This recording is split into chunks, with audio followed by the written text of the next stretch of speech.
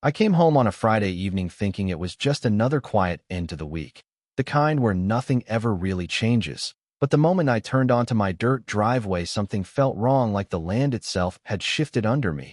And within seconds, I realized my fence line was not where I left it. My mailbox looked closer than it should have, and the whole entrance to my property felt compressed, like someone had taken a deep breath and pushed everything inward. I am not the kind of man who jumps to conclusions. I fix things, I measure twice, I stay calm.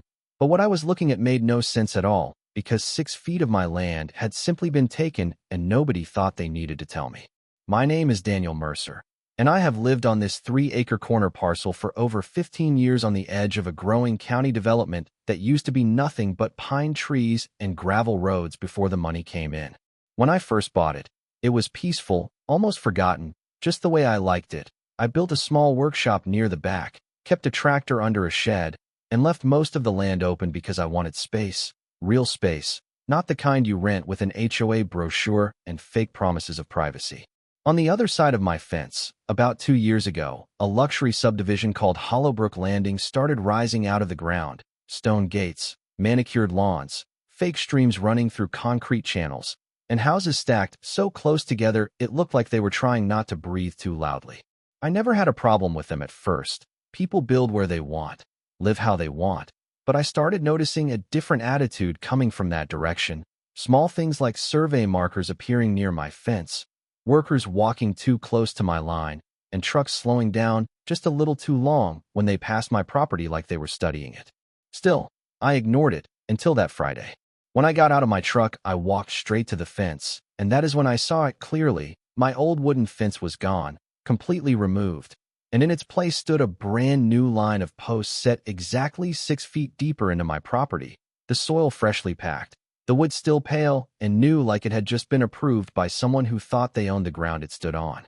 My original fence was not destroyed. It was stacked neatly on my side like debris waiting for cleanup, and tied to one of the new posts was a small plastic sign that read "Property boundary adjusted per community development plan." I remember standing there reading it more than once because my brain kept refusing to accept what my eyes were telling me. I do not live in a community. I am not part of any plan. There is no shared agreement, no board that has authority over my land. Just a private property line that has existed longer than their development even had a name. That night, I barely slept. I kept replaying every detail in my head. The fence, the sign, the precision of it. Because nobody accidentally moves 6 feet of land in a straight, clean line unless they believe they have permission. By morning, I drove straight to the edge of the subdivision and watched cars roll through their grand entrance, a tall stone arch with polished lights and a fake waterfall cascading beside it, like they were trying to sell the idea of nature instead of living with it. I had never really paid attention to that entrance before, but standing there, something clicked in my memory, because years ago when the developer first built it, they came to my father, not me, and asked for a small section of land at the corner to place the entrance structure temporarily while they finalized permits.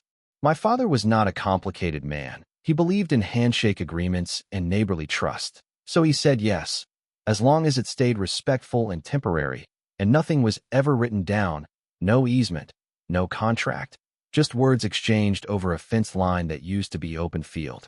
My father passed away 5 years ago, and I inherited everything, including that land and the unrecorded agreement nobody ever bothered to formalize.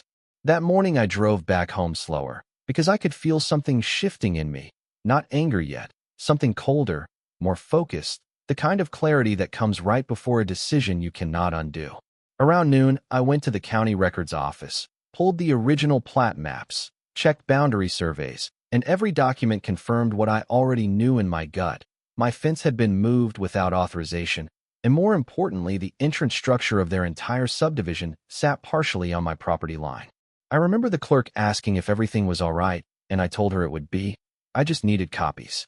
By mid-afternoon, I had everything I needed in hand: official maps, property filings, and a copy of the original construction permit that showed no permanent easement had ever been granted for that entrance structure.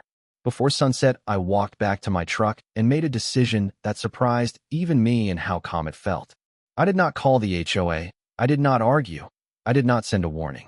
I filed a formal notice of revocation of permission for any structures occupying my land, citing the absence of legal easement and immediate termination of any implied access rights. It was not emotional, it was procedural, and that is what made it feel irreversible. The next morning I woke up early, coffee still too hot to drink, and I drove past Hollowbrook Landing again expecting tension, but instead I saw activity, trucks, workers, and a sense of confusion in the air like nobody had fully understood what was coming. I parked at a distance and watched as a county-approved crew arrived with paperwork in hand, and I realized they had already been notified. The HOA president, a man named Victor Harlan, showed up shortly after in a press jacket that did not match the dirt and machinery around him. And he looked at me across the entrance road like he was still trying to decide if I was serious. He walked over and said with a forced smile that the adjustment had been necessary for community flow and that these things happen all the time in developing areas, like he was explaining weather patterns instead of land ownership. I handed him a copy of the plat map without saying much and watched his eyes scan it slowly, the smile fading as he realized the entrance sign behind him, the stone walls, the lights. All of it sat exactly where my property line still existed on paper. That is when I told him quietly that I had already revoked permission for any structure on my land, and that anything built without an easement would need to be removed. He laughed at first, a short dismissive sound, and said that was not how community development worked, that they had approval from the original builder, and I remember feeling something shift in the air, because that was the first time I understood they were not just mistaken. They genuinely believed ownership could be inherited through assumption. I did not argue further. I just told him he should check the county records before the end of the day. Then I turned and walked back to my truck, leaving him standing there looking at the entrance like it had suddenly become unfamiliar. And that is when things started to move faster than anyone expected, because within hours the county confirmed my filing, and by late afternoon I got a call that a formal removal order would be executed at sunrise the next day, and that is where everything really began to change. By the time I got that call from the county, I already knew this wasn't going to stay a quiet paperwork dispute anymore, because in places like Hollowbrook Landing, people don't react to boundaries being enforced. They react like something sacred was taken from them, even when it was never theirs in the first place. I didn't sleep much that night, not because I was worried, but because I was strangely calm, like everything had already locked into place and all I had to do was watch it unfold. Around sunrise, I was already parked a quarter-mile down the road, engine off, watching the entrance to the subdivision in the soft gray light that makes everything look temporary. Even things people think are permanent like stone gates and fancy signs and promises written by developers who are long gone. The first truck arrived just after 7, then another, and then the county crew with their marked documents and measured steps. No drama, no speeches, just procedure. I saw neighbors start to gather behind their windows at first, then slowly drift outside like they could feel something happening without fully understanding what. Victor Harlan showed up again, faster this time, almost frantic, his car barely stopping before he stepped out and started walking toward the entrance like he could physically hold it in place by showing up early enough. He saw me sitting in my truck and shook his head like I was the problem that refused to behave the way he expected. He came over and said, "You actually went through with this." I remember rolling the window down just enough to answer him, not because I owed him anything, but because I wanted him to hear how normal I felt saying it. I told him I didn't go through with anything. I just corrected a record. That's when the first crew member approached with the official order, and I watched Victor's face change in real time as he read it. Because there's a specific moment when confidence stops being loud and becomes confused instead. The order wasn't complicated. It just stated that any structure existing on privately owned land without recorded easement had to be removed immediately, and that access to that portion of land was no longer authorized. The irony, of course, was that the entire identity of Hollowbrook Landing was built around that entrance, the stone arch, the illuminated signage, the artificial waterfall running behind it like they were trying to manufacture prestige. And now all of it was legally classified as temporary encroachment. The removal started with the sign, 2 massive stone panels lifted carefully by machinery that made it look almost respectful, like they were undoing something important rather than correcting an overreach. But as soon as the sign came loose, something shifted in the atmosphere of the neighborhood, because identity is a fragile thing when it depends on a symbol, and that gate was their symbol. People started coming out of houses faster now, some in robes, some still half-dressed for work, all of them staring like they were watching their own address disappear in slow motion. I heard someone ask if this was a joke. Another woman shouted that they couldn't do this without a vote, as if ownership required consensus instead of documentation. Victor tried arguing again, louder this time, insisting there was historical approval, legacy permission, community authorization, but every sentence he said sounded weaker than the last because none of it existed where it mattered most, on paper. I stayed in my truck for most of it, not because I was indifferent, but because I knew if I stepped out, I would become part of their story instead of just the person holding the boundary. The waterfall came down next, and that was when it really hit people, because the water stopped first, then the structure itself, and suddenly the entrance wasn't an entrance anymore. It was just an open gap in a fence line where something important used to be. Cars started slowing as they approached, confused, some even turning around, and I realized how quickly order dissolves when a landmark disappears. By midday, the entire front of Hollowbrook Landing looked unfinished, exposed, like a movie set after filming ends but before cleanup arrives. Victor walked over to me again at one point, but he wasn't angry anymore. He looked exhausted, like the situation had stopped being about control and started being about consequence. He said people were scared, that property values would drop, that security would be compromised, that I was turning their lives upside down over a technicality. I finally stepped out of the truck then, not to escalate anything, but because I wanted him to understand something clearly, face to face. I told him it wasn't a technicality, it was land, and land doesn't become less real just because a community decides to improve the visual flow. He didn't respond to that, not immediately, because there wasn't really a counterargument that didn't sound like entitlement once you stripped everything else away. As the afternoon went on, more residents gathered, and the tone shifted from confusion to anger, then to negotiation. I heard offers shouted across the space at first, like someone trying to bargain with a situation that had already passed the point of bargaining. Then Victor approached again, this time more controlled, asking what it would take to make this right. That phrase stuck with me because it implied something had been balanced and needed correction, when in reality nothing had ever been balanced to begin with. I told him I wasn't interested in money. That surprised him more than anything else so far. They offered again, this time more carefully, suggesting compensation, a revised agreement, maybe even a formal easement this time, properly recorded, permanent payments, recognition of boundaries, everything they should have done from the beginning. And that's when I realized the real shift wasn't the removal of the gate. It was the sudden awareness that they needed my permission to restore what they had taken for granted. I didn't answer right away. I just looked at the empty space where their entrance used to define itself, and for the first time since this began, I felt the weight of choice instead of reaction. I told them I would consider it, but only under one condition. Everything goes back exactly where it was originally surveyed, no assumptions, no adjustments, no community interpretation. Victor nodded too quickly, like he would agree to anything at that moment just to stabilize the situation.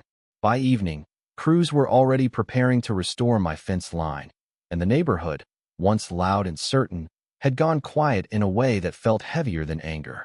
People were watching from windows again, but now it wasn't curiosity, it was uncertainty, because something they thought was permanent had been proven negotiable only on terms they didn't control.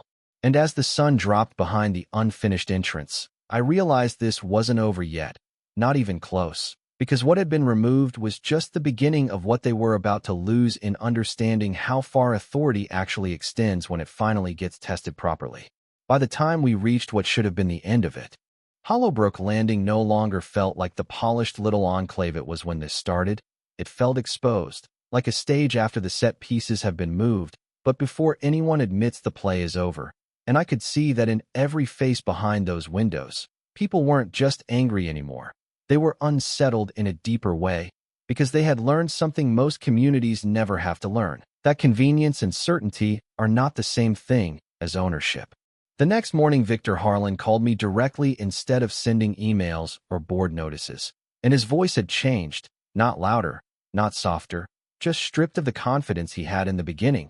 He said they were ready to accept the conditions, all of them, the fence restored exactly to the original surveyed line, compensation for damages, formal acknowledgement that the entrance structure sat on my land, and a permanent recorded easement with monthly payment, legally binding, fully documented, no more community understanding, no more assumptions.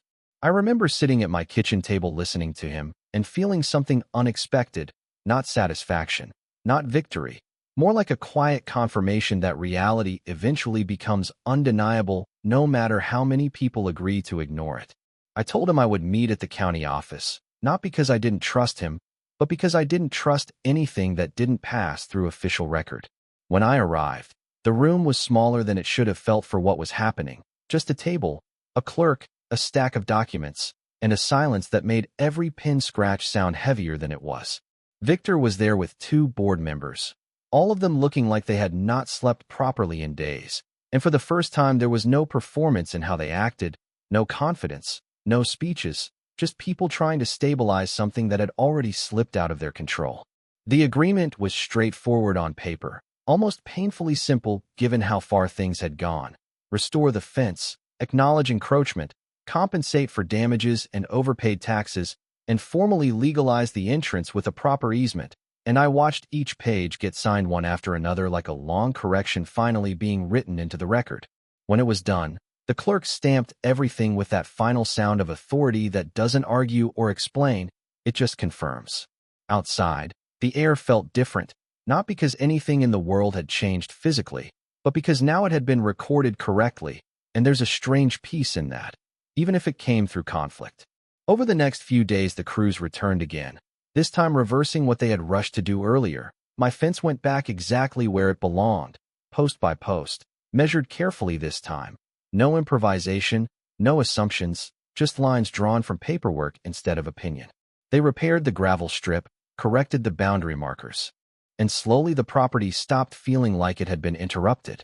The entrance to Hollowbrook Landing was rebuilt as well, but smaller this time, less grand, less theatrical, like someone had taken the idea of importance and reduced it to what was actually permitted instead of what looked impressive. The waterfall was simplified, the signage reduced, and the stone structure no longer spilled onto my land like it owned the horizon. I didn't celebrate it. I don't think there was anything to celebrate in the way people usually think about it, because nothing was one that wasn't already supposed to be mine. It was just restored, and that difference matters more than people like to admit. A week later, I drove past it in the evening, and I saw cars entering the subdivision again. Normal traffic, normal life. But now every single one of them passed through something that had to be legally permitted instead of socially assumed. And I remember thinking how fragile certainty really is when it's not backed by anything real.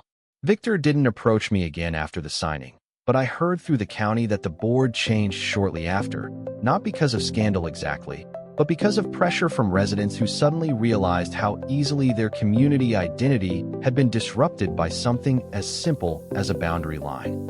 Funny thing about lines, once you see one move without reason, you start questioning every other line you were told not to look at too closely.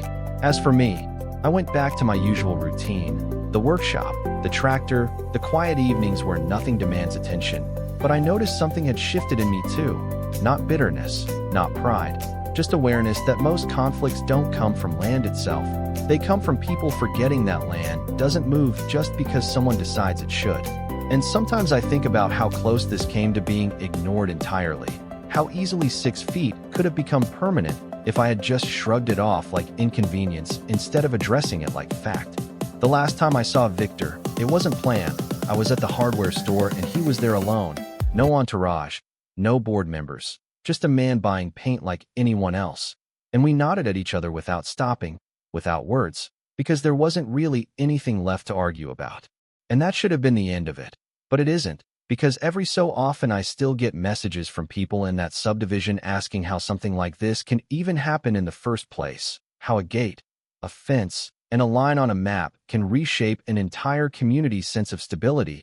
And I don't always answer, because the truth is uncomfortable in a way people don't like to sit with for too long. That most of what we think is fixed is only fixed because no one has challenged it yet. So I'll leave it here with the same question I sometimes ask myself when I pass that entrance now. Quiet, smaller, properly placed. If a community can be so certain about taking 6 feet of land without permission, what else are they certain about that might not belong to them at all? And I'll ask you the same thing now. because I'm curious where you stand on it. Was this justice? Or was it just a correction that went too far before it finally stopped?